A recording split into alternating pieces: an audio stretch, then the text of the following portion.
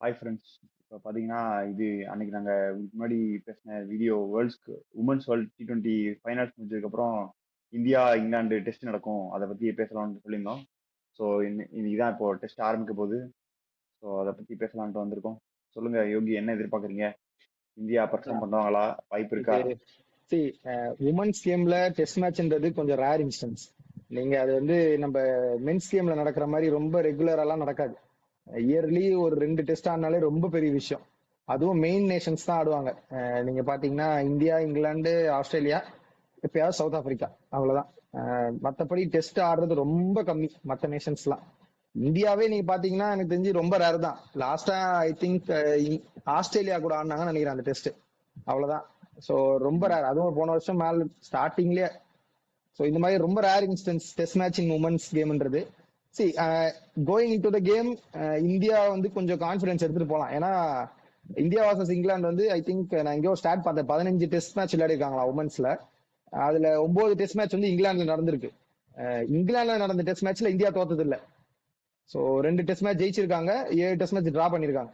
So going in to the game இது ஒரு நல்ல விஷயம். இன்னொரு விஷயம் என்னன்னா women's game I think 4 days தான் நடக்கும். ஸோ நீங்க ரிசல்ட் கொண்டு வர்றது கொஞ்சம் ரேர் இன்ஸ்டன்ஸ். கொஞ்சம் ஏதாவது ஒரு டீம் ரொம்ப மட்டமா ஆனாதான் ரிசல்ட் வரும். ஏன்னா 4 நாள் இல்லைன்னா டிரா தான் மேக்ஸிமம் உங்களுக்கு. இந்தியன் பவுலிங் லைன் அப்ல பேஸ் அட்டாக் பெருசா இல்ல. நம்ம T20 வேர்ல்டு கப் பத்தி பேசும்போதே அதை அட்ரஸ் பண்ணியிருப்போம். ஸோ நம்ம பார்க்கணும் டெஸ்ட் மேட்ச், அதுவும் இங்கிலாந்துல பேசர்ஸ் இல்லாம ரொம்ப கஷ்டப்படுவாங்கன்னு நினைக்கிறேன். ஆமாவா, அதே அதே பேசஸ் தான் வச்சிருக்காங்க. உனக்கு நந்தினி சர்மா, ரேணுகா சிங் தாக்கூர், கிராந்தி கவுடு, அதே லைனப் தான் இருக்கு. பெருசாலாம் சேஞ்ச் இல்ல. சயாலி சாகரே மட்டும் இருக்காங்கன்னு நினைக்கிறேன். ஆனா அவங்களுமே பேசலாம் போட மாட்டாங்க. ஆனா அவங்களும் பேஸ் போடுவாங்க. நீங்க லைன் அண்ட் லென்த் கொஞ்சம் அடிப்பாங்க, ஸ்விங் இருக்கும், ஸ்விங் இருக்கும், லைன் அண்ட் லென்த் அடிப்பாங்க. முன்னாடி நம்ம பேசுன மாதிரி ஜுலன் கோஸ்வாமி இல்ல ஷிக்கா பாண்டே அந்த மாதிரி கொஞ்சம் லென்த் அடிப்பாங்க, கன்சிஸ்டன்டா அடிப்பாங்க. டெஸ்ட் மேட்ச் உங்களுக்கு அதுதான் தேவை. நீங்க இப்போ எல்லாமே T20 மோட்ல போனனால நிறைய வேரியேஷன்ஸ், நிறைய லென்த் மாத்தி மாத்தி போடுற மாதிரி பவுலர்ஸ் தான் இப்ப நம்ம கிட்ட எல்லாரும் இருக்காங்க. சயால சத்கரே ஒரு நல்ல அடிஷன். சரிதான், நம்ம லைன் அப் வைஸ் வருவோம், என்ன எக்ஸ்பெக்ட் பண்ணலாம் என்னன்ற மாதிரி. I think as usual Smriti Mandhana and Shafali Verma தான் ஓப்பனிங் ஆடுவாங்க. ஒன் டவுன் ஸ்லாட் தான் வந்து ஓப்பன்ல இருக்கு. ஒன்னு ஓப்பன்ல இருக்கு. ஒண்ணே ஹர்லின் டியோல் ஆடணும், இல்லாட்டினா யாஸ்திகா பாட்டியா. ஹர்லின் டியோல் ஸ்லாஷ் யாஸ்திகா பாட்டியா யாராவது ஆடுவாங்க. ஏன்னா பிரத்திகா ராவல் தான் முன்னாடி ஆடிட்டு இருந்தாங்க ஒன் டவுன் இந்தியாவுக்கு டெஸ்ட் மேட்ச்ல.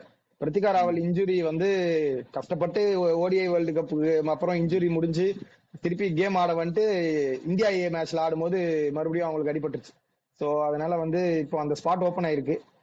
ஐ திங்க் பிரியா புனியா வந்து சேர்த்திருக்காங்கன்னு நினைக்கிறேன். பட் ஆனா அவங்க மோர் ஓப்பனிங் பேட்ஸ்மேன், அவங்கள ஆட மாட்டாங்க. அவங்க மேபி பேக்கப்பா எடுத்துட்டு வந்திருப்பாங்கன்னு நினைக்கிறேன். எய்தர் யாஸ்திகா பாட்டியா ஸ்லாஷ் ஹர்லின் தியோல் தான் இருக்கும். மோர் என்னோட ப்ரிஃபரன்ஸ் கேட்டீங்கன்னா நான் ஹர்லின் தியோல் போவேன். ஹர்லின் தியோல் வந்து மோர் கம்ப்ளீட் பிளேயர். யாஸ்திகா வந்து போனாலும் பெரியசா நமக்கு கொஸ்டின் பண்ற மாதிரி சாய்ஸ் கிடையாது. யார் வேணா ஆடலாம் அந்த ஸ்பாட்ல. இல்ல அதான் ஹர்லின் டியோல் ஆனா அவங்களுக்கு டெபியூ கொடுக்கணும். ஹர்லின் டியோலுக்கு டெஸ்ட் ஆனதே இல்லைன்னு நினைக்கிறேன். இதான் ஃபர்ஸ்ட் மேட்சா இருக்கும். ஸோ எனக்கு தெரிஞ்சு எக்ஸ்பீரியன்ஸ் வைஸ் யாஸ்திகா பாட்டியா கிட்ட போயிடுவாங்கன்னு தோணுது. ஏன்னா அவங்க இருக்க ஃபார்முக்கு நல்லா ஆடிக்காங்க இது வரைக்கும் கூட. அதனால யாஸ்திகா பாட்டியா கிட்ட போறதுக்கு தான் வாய்ப்பு தான் அதிகமா இருக்கு. நான் கொஸ்டின் பண்ண மாட்டேன். ரெண்டு பேருமே கிட்டத்தட்ட சிமிலர் பிளேஸ் தான். This or that on the given டேல என்ன டிசிஷன் எடுக்கிறாங்களோ அதை பொறுத்து. அப்புறம் நம்பர் 4 நம்பர் 5லாம் அது already fix up. So Jamie at 4, Harmanpreet at 5, Richa at 6. So top 6 உங்களுக்கு ஃபுல் ஆயிடும். 7ம் 8ம் அதுவும் பிக்ஸ் இட் செல்ஃப் தான், தீப்தி அண்ட் ஸ்னேஹா ராணா. ஸோ ஸ்னேஹா ராணா ஒரு ஒரு ஒரு extraordinary performer when it comes to test. அதனால ஸ்னேஹா ராணா கண்டிப்பா ஆடுவாங்க. ஆஸ்திரேலியாலே 2 ஆஃப் ஸ்பின்னர் ஆடினாலும் பரவாயில்லன்னு ஸ்னேஹா ராணா ஆடினாங்க. தீப்தியை வந்து பவுலிங் கொஞ்சம் கம்மி பண்ணிருவாங்க. ஸ்னேஹா ராணா இருந்தாங்கன்னா பவுலிங் சைடு கொஞ்சம் ஸ்னேஹா ராணா பார்த்துப்பாங்க. ஆல்ரவுண்டர் ரொம்ப ஆல்ரவுண்டரா பெர்ஃபார்ம் பண்ணுவாங்க. ஸோ அதனால ஸ்னேஹா ராணா கண்டிப்பா ஆடுவாங்க எனக்கு தெரிஞ்சு. ஸோ 7 தீப்தி, 8 ஸ்னேஹா ராணா ஆடிடுவாங்க. ஐ திங்க் 3 பேசஸ் ஆடுவாங்க. அதுக்கப்புறம் ஒரு ஒரு டைட் கால் என்னன்னா, நீங்க அவ்வளவு நல்லா போட்ட அப்புறம் ஸ்ரீசரணிக்கு டெபு கொடுப்பீங்களா? அது அது ஒரு பெரிய கொஸ்டின் மார்க். ஆனா அவங்களுக்கு கொடுத்தீங்கன்னா 3 ஸ்பின்னர் ஆயிடும், 2 பேசர் தான் ஆடுற மாதிரி இருக்கும். அது கொஞ்சம் டெம்டிங் கால் தான். பட் ஆனா எனக்கு தெரிஞ்சு 3 பேசர் தான் ஆடுவாங்கன்னு தோணுது. சயாலி சத்கரே 100% ஆடுவாங்க, கிராந்தி கவுட் 100% ஆடிடுவாங்க. தேர்ட் சீமர் மட்டும் நந்தினி சர்மா ஸ்லாஷ் ரேணுகா சிங் தாக்கூர் ஆடுவாங்கன்னு நினைக்கிறேன். யாராவது ஒருத்தர் ஆடுவாங்க. ஸ்லாஷ் ஸ்ரீசரணி கூட போட்டுக்கோங்க. இந்தியா வந்து ஸ்பின் ஹெவியா போறது வந்து ஒரு பெரிய கொஸ்டின் இல்ல. நான் மேபி ஸ்ரீசரணிக்கும் ஆப்ஷன் வச்சிருப்பேன். ஏன்னா நீங்க அந்த சைட்ல நீங்க சயலி சத்கரை கண்டிப்பா நீங்க ஆடி ஆகணும். கிராந்தி கவுட் எக்ஸ்ட்ரா பேஸ்க்கு ஆடி தான் ஆகணும். அது இல்லாம அவங்க டெஸ்ட் மேட்ச் லைன்ஸ் கொஞ்சம் நல்லா போடுவாங்க. சோ நீங்க இன்னும் 2 ஆப்ஷன் பாத்தீங்கன்னா நந்தினி ஆர் ரேணுகா. ரேணுகா வந்து மோர் ஆஃப் டிஃபென்சிவ் பவுலர் என்ன கேட்டீங்கன்னா. அவங்க T20ல நல்லா டிஃபென்சிவா போடுவாங்க. பட் ஆனா டெஸ்ட் மேட்ச் சைட்ல எப்படி வருவாங்கன்னு தெரியல. நந்தினியுமே உங்களுக்கு கட்டர்ஸ் ஸ்லோவர் பால்ஸ் எல்லாம் நிறைய போடுவாங்க. ஆனா நீங்க டெஸ்ட் மேட்ச்க்கு அது தேவையில்லை. சோ இவங்க 2 பேர் ஆப்ஷன் பார்க்கும்போது ஸ்ரீசரணியே பெட்டர்னு உங்களுக்கு தோணுதுன்னா ஸ்ரீசரணி போயிடுவாங்கன்னு தோணுது எனக்கு. ஆனா 3 பேசர் ஆனா பெட்டர். ஆனா நீங்க அந்த தேர்ட் பேசர் ரொம்ப கஷ்டம் நமக்கு.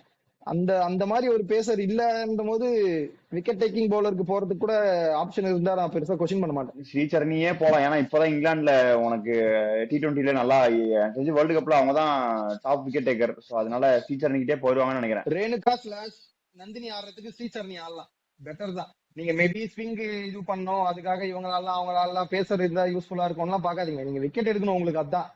டெஸ்ட் மேட்ச் பொறுத்த வரைக்கும் உங்களோட மெயின் மோட்டிவ் என்னன்னா 20 விக்கெட்ஸ் எடுக்கணும், அப்பதான் வின் பண்ண முடியும். சோ நீங்க விக்கெட்ஸ் எடுக்கிற மோட்டிவோடய ஆடுங்க. நியூ பால் வேணும்னா நீங்க ஸ்னேர் ஆனா கிட்ட கொடுங்க. ஸ்னேர் ஆனா ஐ மீன் ஒன் சேஞ்சுக்கு சொல்றேன். ஸ்னேர் ஆனா நல்லா போடுவாங்க நியூ பால்ல. சோ நீங்க அப்புறம் பால் கொஞ்சம் ஓல்ட் ஆன அப்புறம் கூட ஸ்ரீசரணி கேமுக்குள்ள கொண்டு வரலாம். அது நம்ம பார்க்கணும் வெயிட் பண்ணி. நம்ம அப்ப பேசின அதே பாயிண்ட் தான். ஒரு சீம் பவுலிங் ஆல்ரவுண்டர் இல்லாம ரொம்ப கஷ்டப்படுறாங்க இந்தியா. சீம் பவுலிங் ஆல்ரவுண்டர் இல்ல, இன்னொரு நல்ல ஜென்யூன் பேசரே இல்லாம கஷ்டப்படுறாங்க. அது வேற விஷயம், அது மொத்தமான விஷயம். பொதுவா சொல்றேன்.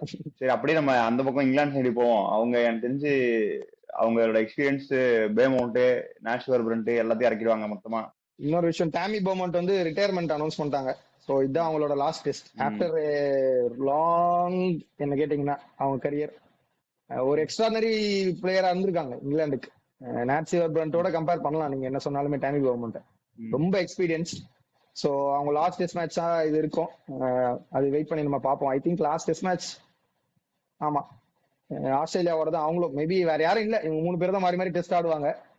சோ லாஸ்ட் டெஸ்ட் மேட்ச் இது. அவங்க ஆஸ் யூஷுவல் அவங்க ஓப்பனிங் காம்பினேஷன் தான் ஆடுவாங்க. எம்ஆர் லேம்பும் டாமி பர்மவுண்டும் ஆடிடுவாங்க ஓப்பனிங்க்கு. Number 3 I think Heather Knight ஆடுவாங்கன்னு நினைக்கிறேன். நம்பர் 4 தான் நேட்சிவர் பிரண்ட் ஆடுவாங்க. அவங்க எப்பவுமே அந்த டெஸ்ட் மேட்ச்க்கு அப்படிதான் ஆடுவாங்க. இங்க ஒரு பிரச்சனை இருக்கு. இப்போ வந்து நேட்சிவர் பிரண்ட் 100% இல்ல. அவங்க பவுலிங் போட மாட்டாங்க. முன்னாடி இங்கிலாந்துக்கு ஒரு பெரிய பாசிட்டிவ் என்னன்னா 2 சீமரோட போவாங்க. நேட்சிவர் பிரண்ட் தேர்ட் சீமரா ஆடுவாங்க. இந்த வாட்டி அதை நம்ம வெயிட் பண்ணி என்ன நடக்குதுன்னு பார்க்கணும். So number 4 Nat Sciver Brunt. Number 5 spot I think more Sophia Dunkley போவாங்கன்னு நினைக்கிறேன். எனக்கு அது தெரியல. சோஃபியா டங்க்லி நிறைய ஆப்ஷன்ஸ் இருக்கு அவங்களுக்கு. மியா பூஷியா இருக்காங்க, அப்புறம் ஆமா அலைஸ் கேப்சி கூட இருக்காங்க.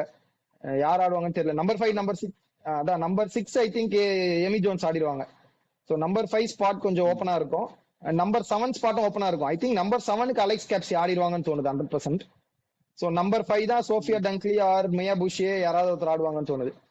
ஸோ நம்பர் 6 நம்ம பேசுன மாதிரி Amy Jones. Number 7 Alice Capsey ஆடிடுவாங்க. Number 8 Sophia Ecclestone. ஸோ உங்களுக்கு 2 ஸ்பின்னர் இங்க உள்ள வந்தாச்சு ஆல்ரெடி. ஸோ அலைஸ் கேப்சியுமே ஓரளவுக்கு பார்ட் டைம் ஸ்பின்னர் நீங்க சொன்னாலுமே நல்லா போடுவாங்க அவங்க. 2 ஸ்பின்னர் வந்த அப்புறம் உங்களுக்கு 3 பேசர் தான். லாரன் ஃபைலரும் லாரன் பெல்லும் 100% ஆடிடுவாங்க. அந்த தேர்ட் சீமர் என்ன பண்ண போறாங்கன்னு பாக்கணும். இசி வாங்குக்கு சான்ஸ் கொடுப்பாங்களா? ஏன்னா இசி வாங்க வந்து எப்படின்னா உங்களுக்கு பிரீமியம் ஏற்கனவே ஒரு டெஸ்ட் ஆடிருக்காங்க ஏற்கனவே. அதனால அவங்களுக்கு தான் போவாங்கன்னு நினைக்கிறேன். இன்னொரு பவுலர் பார்த்தோன்னா டெபியூ கொடுக்கணும்னு நினைக்கிறேன். அதுக்கு பதிலாக இசி வாங்கிட்டே போயிடுவாங்கன்னு நினைக்கிறேன். இசி வாங்கினா பிரீமியம் பேஸ் போடுவாங்க. ஆனா நிறைய லைன்ல இருந்து மிஸ் பண்ணிடுவாங்க. மேபி அந்த எனக்கு தெரியல. அதனாலதான் அவங்களுக்கு அங்க இதுல கூட சான்ஸ் தரலையோன்னு எனக்கு தோணுச்சு. இவங்களுமே நீங்க பாக்கலாம். நீங்க 2 பேசர் வச்சுட்டு 3வது ஸ்பின்னர் ஆடுவீங்களா? ஏன்னா இந்தியா மாதிரி போக கூட சான்ஸ் இருக்கு இங்கிலாந்து சைட்லுமே. ஏன்னா டில்லி கோட்டின் கோல்மேன் இருக்காங்க. அவங்க எப்படி சொல்றதுன்னா எல்லா டோர்ஸும் உதச்சு வராங்க இன்டர்நேஷனலுக்குள்ள. So left arm spinner more like எப்படி சொல்றது, சோஃபி எக்லஸ்ன்னு சொல்ல மாட்டேன். அவங்க ஒரு மாதிரி பிளாட்டர் ட்ரெஜெக்டரியில போடுவாங்க. கோல்மேன் வந்து கொஞ்சம் ரவுண்ட் ஆர்ம் போடுவாங்க. சோ உங்களுக்கு ஒரு வேரியேஷனாவது கிடைக்கும். சோ ஸ்ரீசரணி மாதிரின்னு வச்சுக்கோங்களேன். சோ எனக்கு தெரிஞ்சு அவங்க கோல்மேன் ஸ்லாஷ் இசி வாங்க ஆடுவாங்கன்னு தோணுது. பேசர் வேணும்னா பேசர். எனக்கு அதான் நீங்க நேச்சுரல் பிரண்ட் ஃபிட்டா இருந்தா 100% கோல்மேன் ஆடி இருப்பாங்க பவுலிங்க்கு. இப்போ நேச்சுரல் பிரண்ட் ஃபிட்டா இல்ல பவுலிங்ன்ற காரணத்துக்காக தான் நான் தேர்ட் பேசர் ஆடுவாங்களோன்னு எனக்கு தோணுது. சோ அது பாக்கணும். கிரே ஸ்பாட்ஸ் இல்லைன்னா இசி வாங்க யாராவது ஆடுவாங்கன்னு தோணுது. இசி வாங் ஏன்னா இன்டர்நேஷனல் ஆல்ரெடி டெபு கொடுத்துருக்காங்க. சோ எனக்கு தெரிஞ்சு அவங்களுக்கு போவாங்க. கோல்மேன் ஆனாலும் நான் பெருசா கொஸ்டின் பண்ண மாட்டேன்.